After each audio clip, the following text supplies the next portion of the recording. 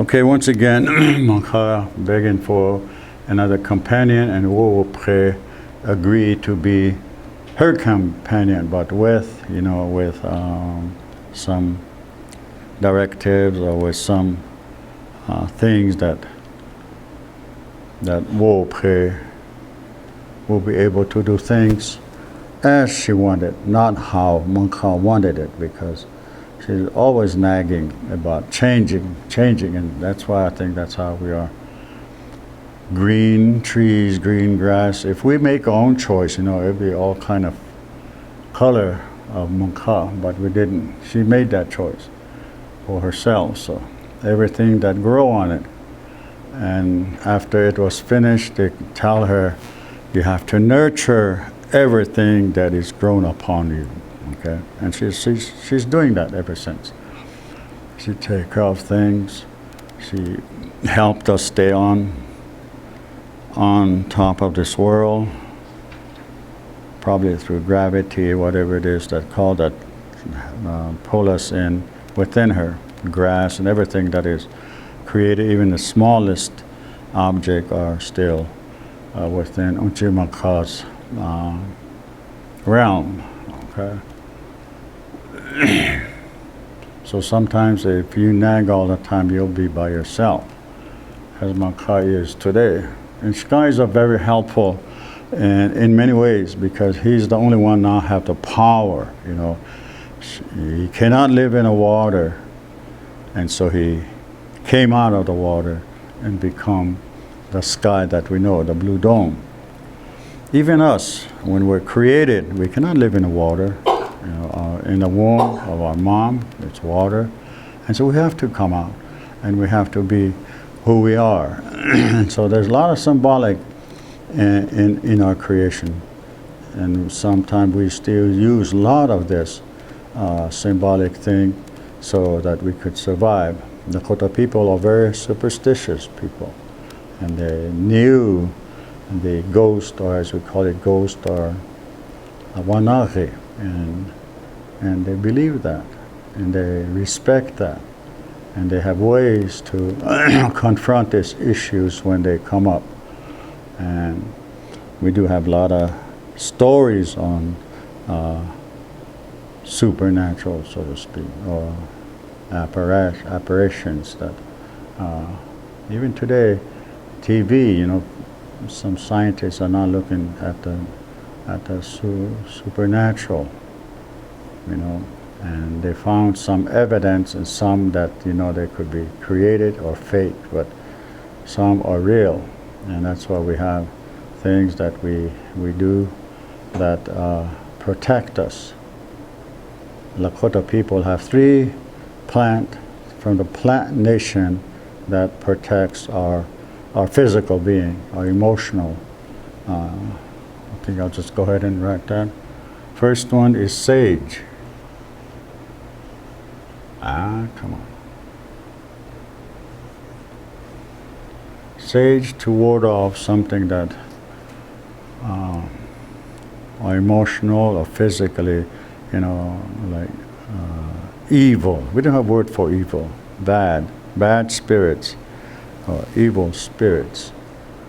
And when you smudge that within your home or yourselves, they will be warded away, away from those things that are happening at some point in time. And if it's still there, we need a medicine man to take those away. But the feeling would be gone. You're scared, or something is there that you cannot tell. Then you do that. That's why when I usually went home or stuff, sometimes I smudge myself with sage. Something might follow me from here to home. And I wouldn't understand that. So sometimes when I have that feeling, I usually sage myself or at home. Another one is cedar, a tree. Anxiety. You feel somehow, it's just that you don't shake off that feeling, the anxiety. Pretty soon you'll be breathing hard, or things that like incomprehensible things that you feel, then you a danger, okay? And you burn that and it'll go away, especially with the elements, tornado, strong wind, bad weather, and then when you burn that, the bad weather, tornado, whatever, will go over that place. So that's why long time ago people have planted cedar trees around their homes for that, if you live out in a flat. Or if not, if you take an old house out in a flat country, chances are you'll find a cedar, probably a pillar or a cross beam or a foundation.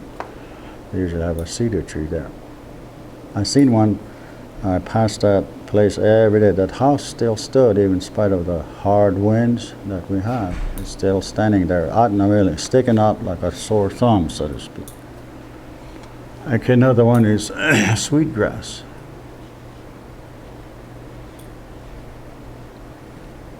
This is used only in the ceremony because it attracts both the good and the bad. So in a ceremony, they'll use that. They want both the good and the bad or negative spirits within that ceremony to balance. Sometimes we get sick because of one balance, we're up or we're down. And so we need the good and bad to balance, and our health will probably heal in that sense, okay? And so pain, whatever it is that we need, we go to ceremony, and that's what they usually use to attract both. So you can use it if you know what it is. You know, it will attract a good spirit and a bad spirit. But if you know how to use it, all the chances are you can use it. Maybe you need it to balance yourself, you know, whether doing something that will tip the balance more, you know. So they said it has to be a fulcrum of good and bad evenly. Because if it tips, you know, or either it tips this way, you will know it. That's why we have a lot of ceremonies to address emotional, physical, and spiritual beings of our lives, you know. So if we cannot be good all the time, you know, so we may have a thought of something that's not opposite of good, then ceremonies will be back up to the par. Or we cannot be bad all the time. It's going to get, we said it's boring or it's monotony is such that we need, even those who we felt that they are bad, they do something good, you know. And so we always keep that balance in order for us to continue. Either way, it's up to us, you know. We have a choice. So these are there, and these are the natural how they would help, because Lakota people believe in everything have a spirit, you know. Otherwise, they won't be created. And so we believe everything have a spirit, have a place to go. So we are usually, when we pray, we address everything in this world before we can say, when we address everything in our prayer, before we can say,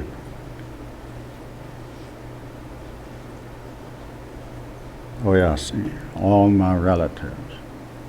That's a prayer in it itself. Because the Lakota people are never lost, are never lonely when they go out into nature.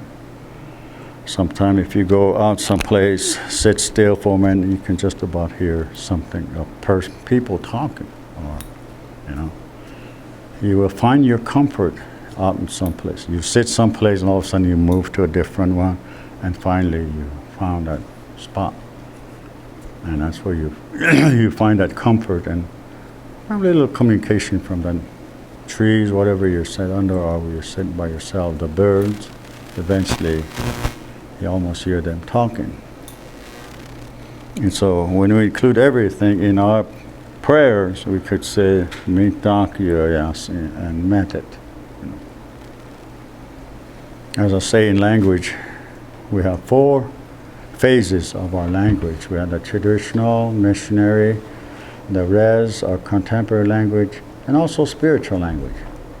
Today we mix that up. We use spiritual language in our conversation, only words that could be used in a ceremony, okay? And sometimes we translate some of our traditional language to something else. Today language. Our res language usually address sex or drinking or shortcuts. That's what they call it, res language. Okay. So in our language, trying to decipher all those and put them in a category where the language that it refers to is a traditional, missionary, res, or contemporary, and spiritual words. So this is a very big part of our creation, because every one of us, we are created from the same blood, so we're all related, And Trungpa Shila is the creator. He is our relative. Our creator is our relative. It's that he's spiritual and we're physical, okay? So everything that is created is a relative. We use a relative term when you talk about the natural things, And so that's how Lakota thought philosophy is. Everything that is created is a relative, okay? Of course, we have words that have been translated to a different meaning, but in Lakota, we still maintain that relationship with our Creator. Like, for instance, some of our words that change to apply today, the missionary, is we still, like Wachekia, they translate it to prayers. But in Lakota, Wachekia means addressing a relative. And so we must understand which one we're referring to, the traditional Lakota word or the missionary word that they translate into meaning prayers. Okay. So when we pray in Lakota, that's what we do. We address Trungpa as relative and everything that is created in order to be in this realm of mitakya oyase. Okay, as I was talking, Tate, Woopre and Ksapela come together as a unit to begin to do things in order, as we know today, as physical people, We eat, we talk, and everything that we have today is from Ksa and Woopre. And we believe that Woopre is the one that brought the pipe when our calendar ends at a certain point. And so a new beginning begins from when a pipe was brought to us, okay? And so that was our end and our beginning of a new way for our Lakota spirituality. And still exists today, the pipe. We'll be talking about that pipe, the legend, how we have the pipe, and in our second part of our semester here. Okay. And we'll talk about some of the things that we as humans need and desire, that things that we need to live in this world, understanding the world as it was. Because a lot of changes are happening now. And they say that we, for the last 7 years, when it's 72-year cycle, every 72 years things changes, our way of life, our thought, our physical. And the sun is here for the last 7 years. We're that close. And then after 7, 8 years, we'll be further. It'll be colder, more snow, and a lot of things. Maybe fruits. But at that point, we're now going back up to the time when we have a lot of snows and a lot of things. And the moon is at that stage at that time, so it follows us, but in this part. So when we get up there, the world and the moon will almost be back to the original size that it was before. It's not moving away, but it's just to follow the Lakota concept of, that moving around the sun. And these are things that Lakota people believe, opposed to the scientists. And now the scientists are looking inward into the belief of the Lakota people or other tribes, how they see the stars and how they predict things that are there. And so as of now, we're bombarded from the scientists asking questions, how do you people perceive what's going to happen? How do you live in this world? How did the things happen when the tribes are way back in time? And some are very difficult, because I wasn't even born when these things happen. I said, I didn't even know what's going on. And just what I know and what I heard and what I believe are essential part of me, And so they really are now looking into the retrospect of Lakota people. We're finally needed in terms of the world, of course.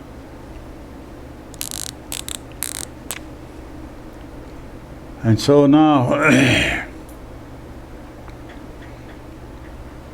we is the one, that really give us energy and to survive in this world. Of course, we always blame it because of radiation and stuff, but we are the one that always doing something to what it is today. Every creation has something to do, and they're doing it, without changing, continue to do what they do, except us Lakota people. And last week I talked about how the Unchimanka was. He was big, but something happened and make it this small. And the rocks that are chipped away from Manka, they form a circle. They call it Gleska. And after I went to school and learned new science, here there was those astral belt, and how important it is to the world and the sun and the moon, the triangle, as Lakota people always call that. And so, we have stories of long, and none of this ever knew the astral belt, but the thing they knew is when the world was chipped away, they formed a circle, circle of rocks, and how important that is. When the other destroyer is seen someplace in the universe, one of these rocks will come close to the earth as a comet and tell Manka and its people what this thing is. And there's a song that goes with it, okay? And they say that song is universal, but the only one that now sings it when that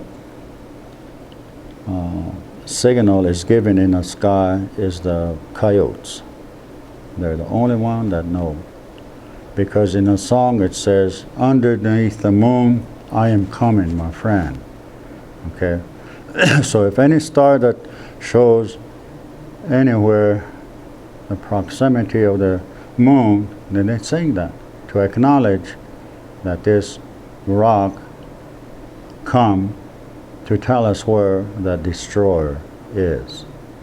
And so I think the only one that are doing is I think in overseas, where people sit on top of a high steeple or high place and sing 4 times a day.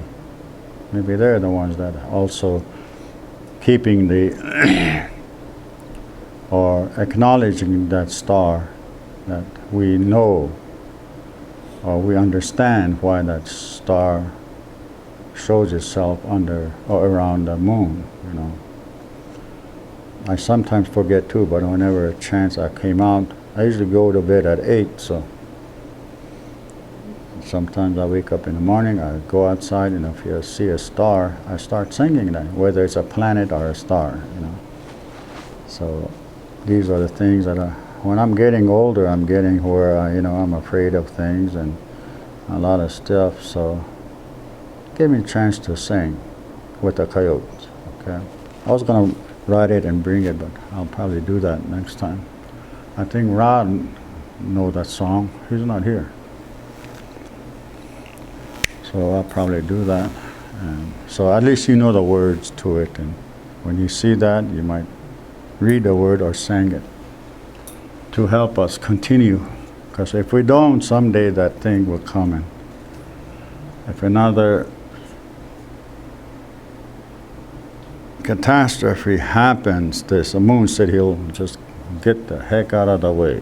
Because last time he was bombarded too, he got into that fight.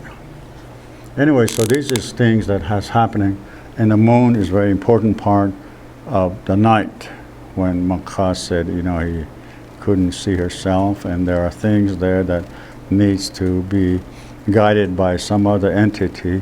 And so the moon came and did that, you know, help other things to grow and, you know, share that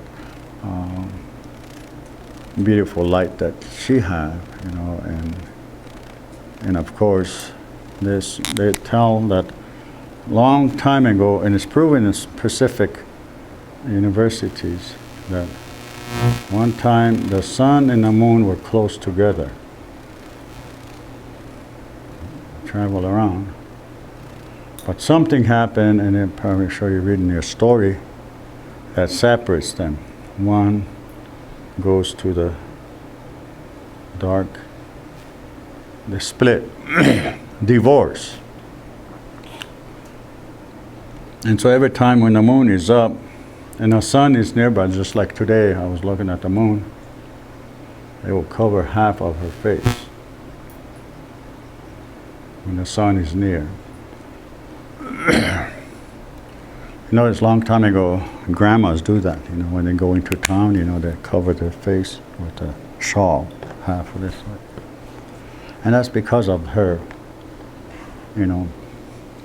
And I think in other overseas, there are tribes that do that. I think Israel, Mohammed, whatever it is, that, you know, they cover their faces in a tradition way of the moon.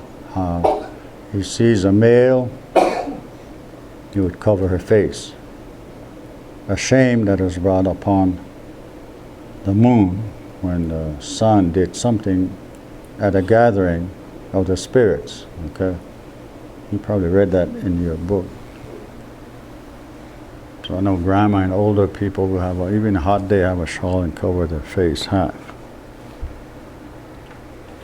So it becomes part of this.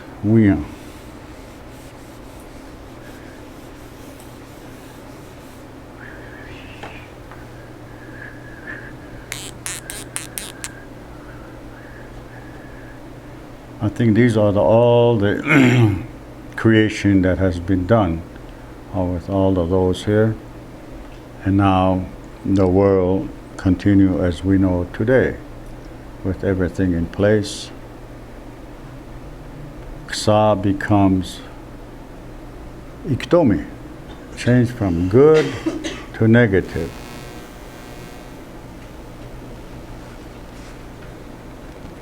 And it happens to us sometimes, you know, real good, and all of a sudden something happened to us, and we change. We change to a different form or way of thinking. And so it happened. Very good person, wisdom, everything, connected to all creation, and something happens. Well, I'm not going to be like you guys. I'm going to be different because you have treated me in a way that, you know, I don't like it. And so he assumed the shape of Iktomi, spiritual being that He's a conniving trickster and do things in a way that will take them into the negative way and help in many of the things that happen. So all these things are in us. All the negative things that the spirits have done long ago are in us through the blood of Ea. We all come from the same person through his blood. Okay. When we come out of the wind cave, we become Vichasha. Instead of blue-blooded, we become Vichasha. We, sun, cause something to become red. So when we cut ourselves, the chemical in it change it to red. Okay. So every creation have that, the red-blooded. They're blue, the veins are blue, but when blood came out, it changes. Now we become Vichasha. Vichasha means humankind. Okay. We, the sun, Cha, cause, and Sha. But today we use that Vichasha for male, but for a male is just Vicha.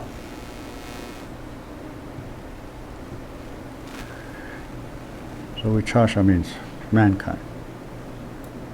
Vichasha akantu. We have that word to say we're physical and live in this world. Vichasha akantu shni means we're not physical on top, but we're still in the area of where the spirits are, under the Black Hills. So that's when they said we're staying outside or going around. They said, Vichasha akantu shni inimitable. Those are not physical people will get you. But today sometimes they call it chichi. I don't even know what chichi is yet, but it's scary. Chichi, chichi. And so we have words that it describes something, and something that the elderlies only knew to make us scared. So chichi nichu, the wanahi, or Vichasha akantu shni. And so now we know that we are two persons. The one that still under the spirit world, and the one that are on top in the physical world. So it tells a long time ago that we were part of a spiritual world, live in a spiritual way, and then we become the physical people in a physical world with the attribute of spirit and emotional, the thought, the rationale that we have. Okay. All right, we'll just go ahead and finish it off here. And next week we'll go into Azure. I'm trying to catch up, or maybe I'm ahead, but I'm pretty sure 3-4 weeks you will be ahead of me. But I'll try to catch up through words that we know and thoughts behind all of these words that Lakota people have a long time ago. Okay? And as we finish, we will understand what Mitake Oyasi means.